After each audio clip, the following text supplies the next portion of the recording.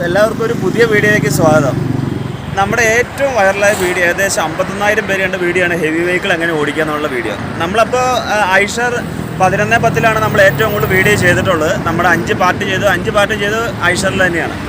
പക്ഷേ ഇപ്പോൾ നമുക്കൊരു എല്ലാവരും വേറെ വണ്ടികളെക്കുറിച്ച് കൂടെ ഒന്ന് പറഞ്ഞു തരണമെന്ന് പറയുന്നതിന് കൊണ്ട് തന്നെ നമുക്കൊരു ഭാരത് ബെൻസ് 14 വീല് കിട്ടിയിട്ടുണ്ട്. നമ്മുടെ സുഹൃത്തിൻ്റെ വണ്ടിയാണ്. അപ്പോൾ അതിൻ്റെ ഗിയർ എന്ന് പറഞ്ഞാൽ 8 ഗിയറും പ്ലസ് 2 ഗിയറും കൂടി ഉണ്ട്. അങ്ങനെ 10 ഗിയറുള്ള വണ്ടിയാണ്. അപ്പോൾ അത് ഷിഫ്റ്റ് ചെയ്ത് വേണം ഗിയർ ഷിഫ്റ്റിങ് ചെയ്യാനായിട്ട്. അപ്പോൾ അതുകൊണ്ട് തന്നെ നമുക്ക് അത് കൂടുതലായിട്ട് അറിയാത്തവർക്ക് വേണ്ടിയിട്ടാണ് ഇന്നത്തെ വീഡിയോ. അപ്പോൾ നമുക്ക് ഭാരത് ബെൻസിൻ്റെ കൂടെ ഇന്നത്തെ നമ്മുടെ വീഡിയോ നമുക്ക് സ്റ്റാർട്ട് ചെയ്യാം. അപ്പോൾ ഡ്രൈവിങ്ങിനെ സ്നേഹിക്കുന്നവർക്കും ഡ്രൈവിംഗ് പഠിക്കാൻ ആഗ്രഹിക്കുന്നവർക്കും എല്ലാവർക്കും ഉപകാരപ്രദമായ രീതിയിലാണ് നമ്മൾ വീഡിയോ ചെയ്യുന്നത്. അപ്പോൾ നമ്മൾ ഷിഫ്റ്റുള്ള ഗിയർ, അതായത് 5 ഗിയർ കഴിഞ്ഞ് കഴിയുമ്പോൾ അടുത്ത ഷിഫ്റ്റ് ഇട്ടിട്ട് വേണം ഒരു തട്ട് എത്തിയിട്ട് വേണം അടുത്ത ഗിയറിലേക്ക് നമുക്ക് മാറ്റാൻ സാധിക്കുകയുള്ളൂ. അപ്പോൾ അതെങ്ങനെയാണ് നമ്മൾ ചെയ്യുന്നതെന്നാണ് ഇന്നത്തെ വീഡിയോയിൽ നമുക്ക് നോക്കുന്നത്. അപ്പോൾ നമുക്ക് വീഡിയോയിലേക്ക് പോകാം.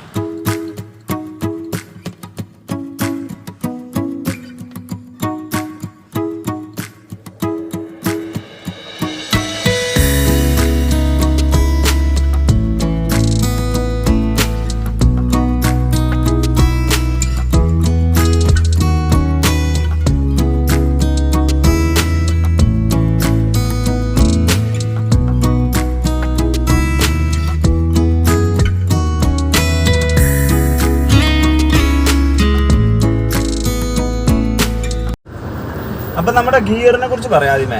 കാരണം പറഞ്ഞാൽ ഏകദേശം 10 ഗിയർ ഉണ്ട് കേട്ടോ. 8 ഗിയർ, 9 ഗിയർ ഫോർവേഡ് പോണ ഗിയറും 1 ഗിയർ റിവേഴ്സ് ഗിയറുമാണ്.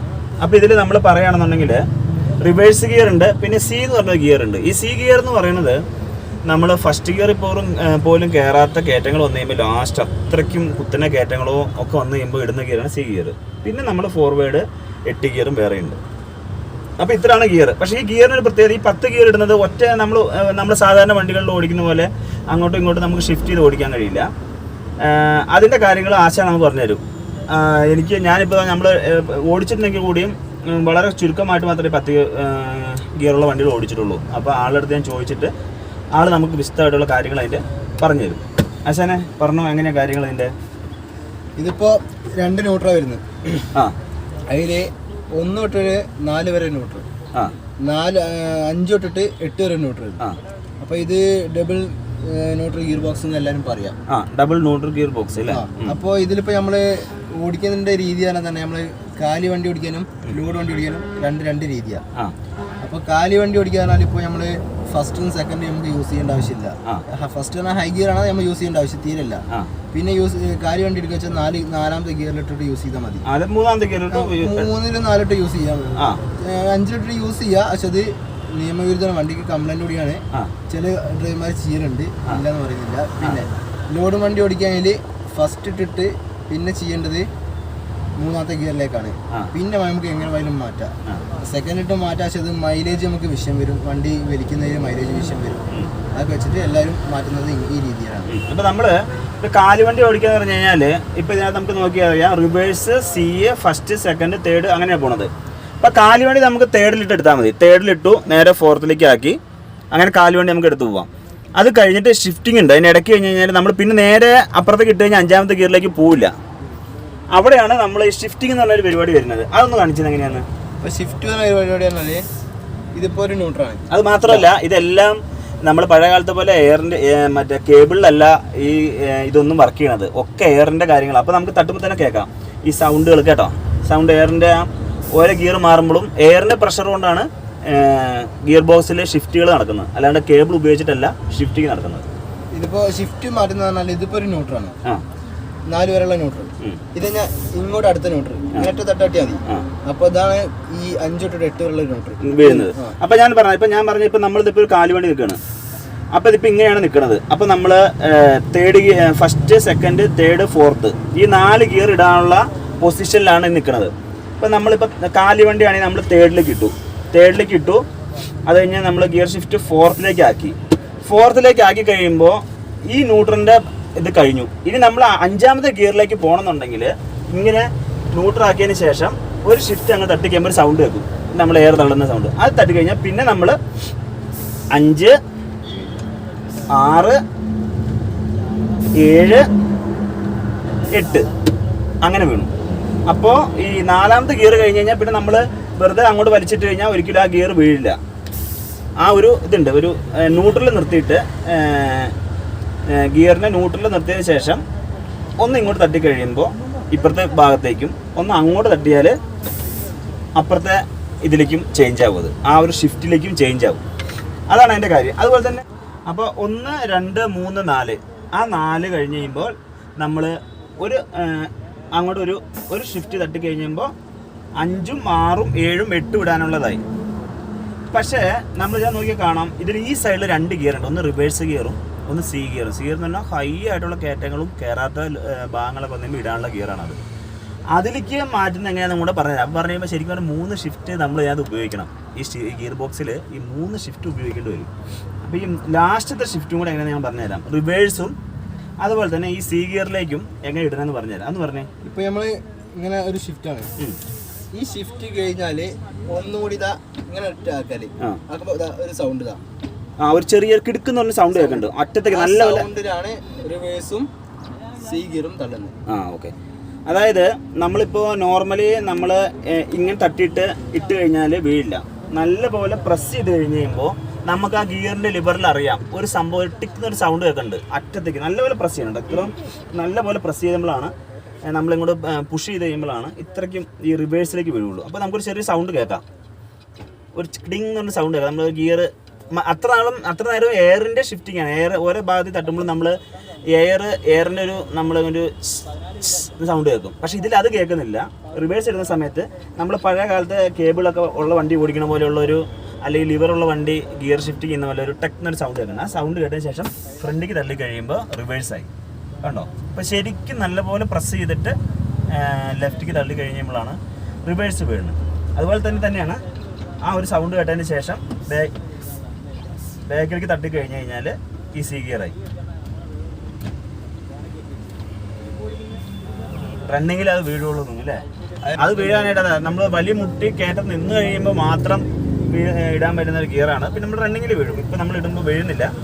അപ്പോൾ ഇതാണ് ഈ ഷിഫ്റ്റിൻ്റെ കാര്യം. നമ്മൾ പലപ്പോഴും നമ്മൾ വണ്ടി ഓടിക്കുന്ന സമയത്താണെങ്കിലും നമുക്ക് ഇപ്പം എല്ലാം വരുന്ന വണ്ടികളും ഇതേപോലെ ഗിയർ ഷിഫ്റ്റ് ചെയ്തിട്ട് ഓടിക്കുന്ന വണ്ടികളാണ്. കൂടുതലും മൈലേജ് കിട്ടാനും അതുപോലെ തന്നെ ചെറിയ വണ്ടികളൊക്കെ ലൈറ്റ് മോട്ടോർ വെഹിക്കിൾ കഴിഞ്ഞ് കഴിഞ്ഞാൽ തന്നെ ബാക്കിയുള്ള വണ്ടികളൊക്കെ വരുന്നത് ഇതുപോലെ തന്നെ 8ഉം 10ഉം ഗിയറുള്ള വണ്ടികളായിട്ടാണ്. അപ്പോൾ തീർച്ചയായിട്ടും പുതിയ വണ്ടികളുടെ വരും നമ്മൾ അപ്ഡേറ്റ് ആയിക്കൊണ്ടിരിക്കണം. ഡ്രൈവർമാർ എപ്പോഴും അപ്ഡേറ്റ് ആയിക്കൊണ്ടിരിക്കണം. പുതിയ വണ്ടികൾ വരുമ്പോൾ എന്താണ് അതിൻ്റെ ഫെസിലിറ്റീസ്, അല്ലെങ്കിൽ എങ്ങനെയാണ് വണ്ടി ഓടിക്കുന്നത്, അതിൻ്റെ കാര്യങ്ങൾ എങ്ങനെയൊക്കെ നമ്മൾ എപ്പോഴും അറിഞ്ഞുകൊണ്ടിരിക്കണം. അപ്പോൾ അതൊക്കെ അറിയാനായിട്ട് എന്തെങ്കിലും പുതിയ വണ്ടികൾ നമ്മൾ കയറി നമ്മളതിൻ്റെ സിസ്റ്റങ്ങളും കാര്യങ്ങളൊക്കെ മനസ്സിലാക്കിയാൽ മാത്രം നമുക്ക് പ്രത്യേകിച്ച് ട്രailer അതുപോലെയുള്ള വണ്ടികളൊക്കെ പിന്നെ ഭാരത് ബെൻസിൻ്റെ ഏകദേശം വണ്ടികളൊക്കെ ഇപ്പം എല്ലാ വണ്ടികളും ഇപ്പോൾ ലൈലാൻഡും ബെൻസും ഒക്കെ 10 ഗിയർ ഇറങ്ങുന്നുണ്ട്. അതിനൊക്കെ ഷിഫ്റ്റിങ് തന്നെ വരുന്നുണ്ട്. അപ്പോൾ അതൊക്കെ നമ്മൾ അറിഞ്ഞിരിക്കുക തന്നെ വേണം. അപ്ഡേറ്റ് ആയിക്കൊണ്ടേ ഇരിക്കണം. നമ്മൾ പുതിയ വണ്ടികളെക്കുറിച്ച് അറിയാനും ഒക്കെ ഡ്രൈവർമാർക്ക് എന്നും ആവേശം തന്നെയാണ്. അതുകൊണ്ടാണ് നമ്മളിത് ഇപ്പോൾ പറഞ്ഞു തരുന്നത്. അപ്പോൾ നമുക്ക് ഇപ്പോൾ ഒന്ന് റണ്ണിങ്ങിലൊന്ന് ഓടിച്ചു നോക്കാം. എങ്ങനെയാണ് ഷിഫ്റ്റിംഗ് എന്നുള്ള കാര്യങ്ങൾ നമ്മളിപ്പോൾ ആദ്യം പറഞ്ഞ് നിങ്ങൾക്ക് ഒരു ഐഡിയ ആക്കിയതിന് ശേഷം മാത്രം നമ്മൾ റണ്ണ് ചെയ്താലേ നിങ്ങൾക്ക് പെട്ടെന്ന് ഐഡിയ കിട്ടുള്ളൂ. അപ്പോൾ ആ റണ്ണിങ്ങിലും കൂടെ ഉള്ള ഐഡിയ നമുക്ക് നോക്കാം. അപ്പോൾ നമ്മൾ കാലുവണ്ടിയാണ്, കാലുവണ്ടി എടുക്കുകയാണ്. അപ്പോൾ നമ്മൾ കാലുവണ്ടി എടുക്കുമ്പോൾ തേർഡിലിട്ട് എടുക്കേണ്ട ആവശ്യമുള്ളൂ. അപ്പോൾ തേർഡ് തന്നെ ഇട്ട ആൾ വണ്ടി എടുക്കുകയാണ്.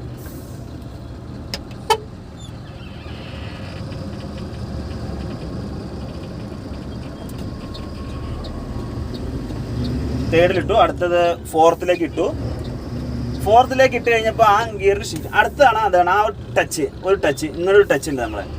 ആ അടുത്ത 5ാമത്തെ ഗിയറിലേക്ക് മാറുന്നതിന് മുമ്പ് ഒരു ഷിഫ്റ്റിങ് ഒരു തട്ടാൻ കൊടുത്തു കഴിയുമ്പോഴേക്കും ആ 5ാമത്തെ ഗിയർ നിൽക്കുന്ന പൊസിഷനിലേക്ക് വരും. പിന്നെയാണ് നമ്മൾ 5, 6, 7, 8 ഈ ഇത്ര 4 കഴിഞ്ഞ് കഴിഞ്ഞാൽ പിന്നെ ഷിഫ്റ്റിങ് ഒരു തട്ട് തട്ടി കഴിയുമ്പോൾ അടുത്ത ഷിഫ്റ്റിങ്ങിലേക്ക് മാറും. ആ മാറിക്കഴിഞ്ഞാൽ പിന്നെ നമുക്ക് 8ാമത്തെ ഗിയർ ഇടുന്ന വരെ വേറെ ഷിഫ്റ്റിങ് ചെയ്യേണ്ട കാര്യമില്ല.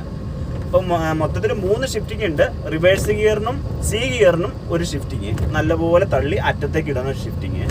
അത് കഴിഞ്ഞ് കഴിഞ്ഞാൽ നമ്മൾ വീണ്ടും കിടക്കുന്ന പൊസിഷനിൽ തന്നെ 1, 2, 3, 4 ഷിഫ്റ്റ് ചെയ്യാൻ പറ്റും. അത് കഴിഞ്ഞാൽ പിന്നെ അടുത്തെന്ന് വെച്ച് കഴിഞ്ഞാൽ 5ാമത്തെ ഗിയറിൽ ഇടുന്നതിന് മുമ്പ് നമ്മളൊരു ഷിഫ്റ്റിന് ഒരു തട്ട് നമ്മളിങ്ങോട്ടൊന്ന് ലിവർ വലിച്ച് നമുക്കൊരു സൗണ്ട് കേൾക്കും.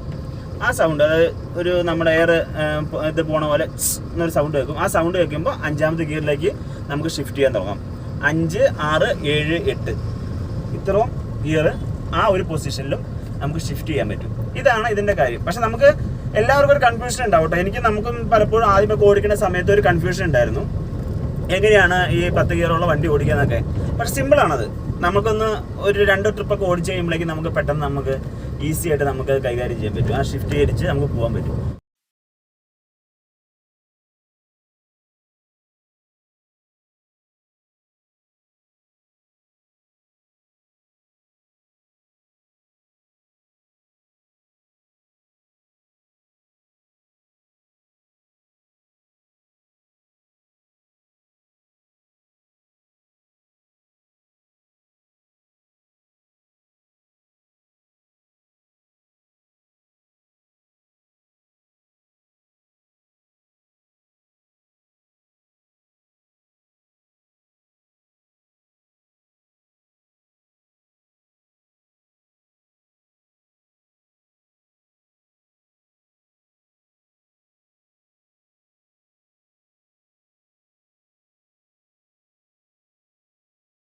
ഇന്നത്തെ വീഡിയോ ഇവിടെ അവസാനിപ്പിക്കുകയാണ് കേട്ടോ. അപ്പോൾ നമ്മൾ വളരെ നിങ്ങൾക്ക് അത്യാവശ്യം മനസ്സിലാവുന്ന രീതിയിലേ പറഞ്ഞിട്ടുള്ളൂ. നമ്മൾ ഇനിയിപ്പോൾ എന്തായാലും നമ്മളൊരു കാര്യം തീരുമാനിച്ചിട്ടുണ്ട്.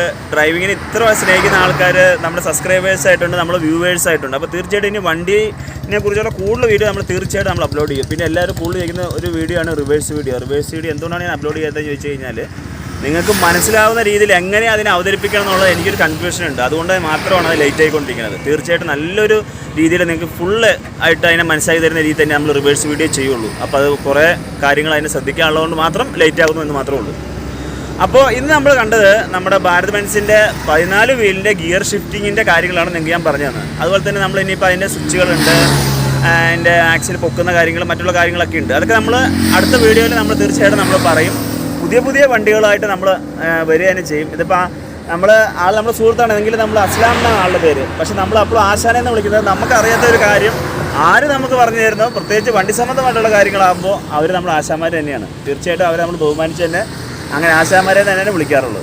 അപ്പോൾ തീർച്ചയായിട്ടും ഈ വീഡിയോ നിങ്ങൾക്ക് ഉപകാരപ്രദമായെങ്കിൽ മറ്റുള്ളവരിലേക്ക് ഷെയർ ചെയ്യുക, നമ്മളൊന്ന് സപ്പോർട്ട് ചെയ്യുക, നമ്മുടെ ചാനലൊന്ന് സബ്സ്ക്രൈബ് ചെയ്യുക, കഴിയുമെങ്കിൽ ലൈക്കും ഷെയറും ചെയ്യുക. അപ്പോൾ എല്ലാവർക്കും നല്ലൊരു ദിനം ആശംസിക്കുകയാണ്. അപ്പോൾ നമ്മൾ പുതിയ വീഡിയോകളായിട്ട് നമുക്ക് വീണ്ടും വരാം. അതുവരെയ്ക്കും വിട പറയുന്നു. ഞാൻ രാജേഷ്.